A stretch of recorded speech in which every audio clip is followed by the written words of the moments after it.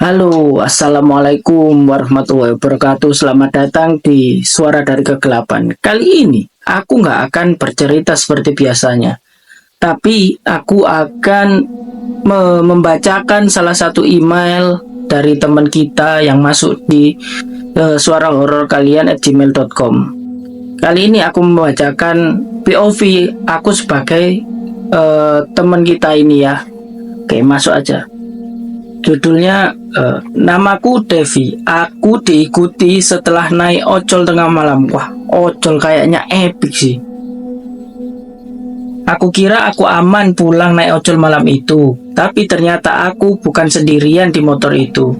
Yang duduk di belakangku bukan cuma aku. Wah, hihihi, penasaran nih guys. Waktu itu aku lagi lembur. Aku lagi kerja di Jakarta sebagai admin di kantor kecil. Aku keluar kantor jam 11.45 malam. Oh, malam juga ya. Jalanan udah sepi banget. Aku order ojol. Datangnya cepat. Abang ojolnya ramah, tapi dia gak banyak ngomong. Wajahnya agak pucat. Biasanya tanda-tanda nih kalau wajahnya pucat nih. Aku duduk di belakang. Rute ke kosanku lewat gang kecil. Biasanya rame, tapi malam itu gelap total. Aku sempat ngerasa aneh karena motor terasa berat kayak bonceng 3 orang. Oh, jadi maksudnya si Devi ini waktu digonceng mas-mas ojolnya, kayaknya mas-mas ojolnya ini motornya ngereng kayaknya guys. Jadi kayak berat aja. Lanjut.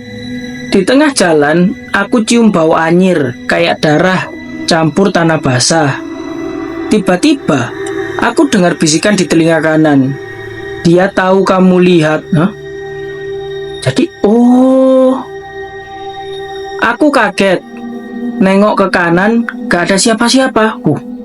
Aku kira abang ojol yang ngomong, tapi dia bahkan gak nengok sedikit pun. Wah. Baru awal ya. Udah serem aja tiba-tiba ada suara yang bisikin. Sampai di depan gang kosan, aku turun, bayar. Tapi begitu aku buka HP, aku lihat ada chat masuk dari akun tanpa nama. Pesannya, jangan nengok ke belakang sekarang. Kok tiba-tiba ada chat masuk ya?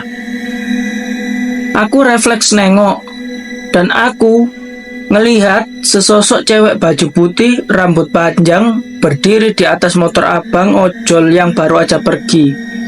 Tapi yang bikin aku gak bisa lupa, mukanya sama persis kayak aku.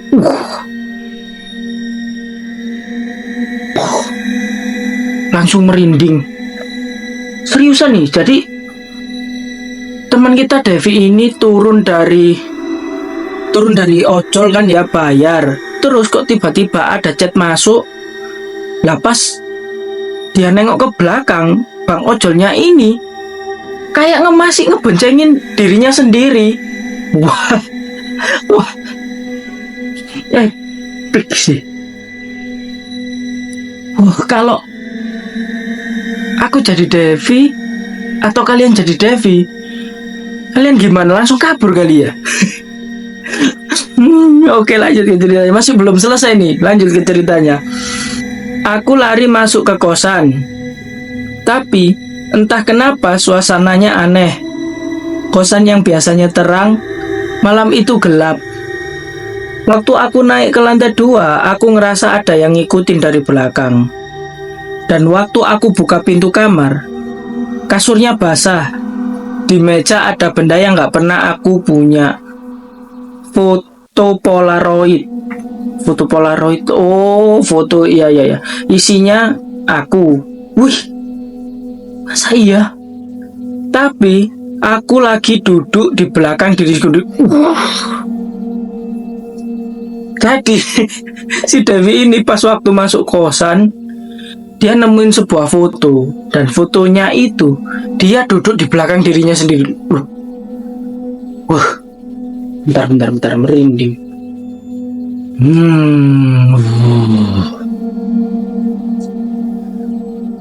Aku lanjut lagi. Sampai sini aja merinding. Gak bayangin aku.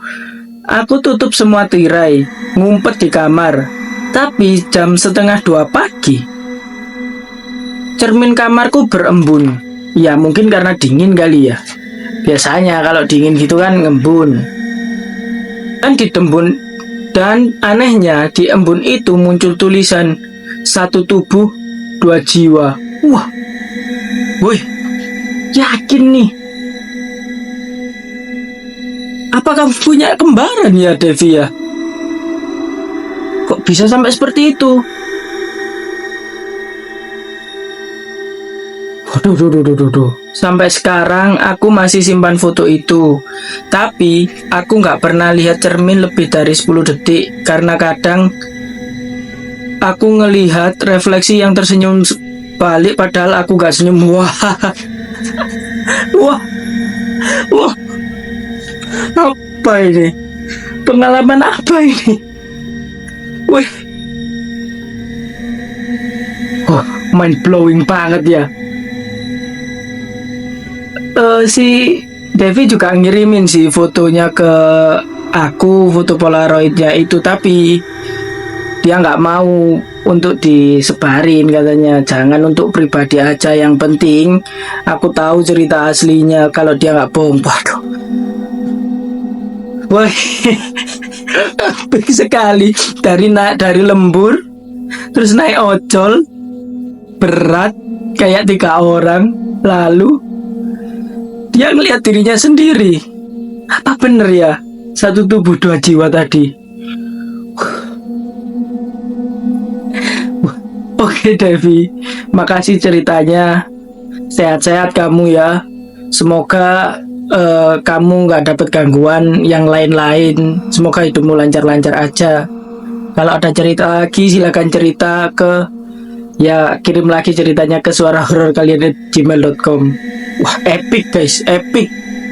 Aku dari tadi pas part dia lihat bayangan, dia lihat dirinya sendiri naik ojol, itu merinding loh. Ini masih merinding semua ini. Gimana menurut pendapat kalian? Apa kalian percaya kalau kita punya saudara lain di alam sana, di alam yang berbeda? Tulis pendapat kalian di kolom komentar. Jangan lupa like dan subscribe supaya kalian nggak ketinggalan cerita-cerita horor yang menarik dari channel ini. Sekian dulu dari aku. Wassalamualaikum warahmatullahi wabarakatuh.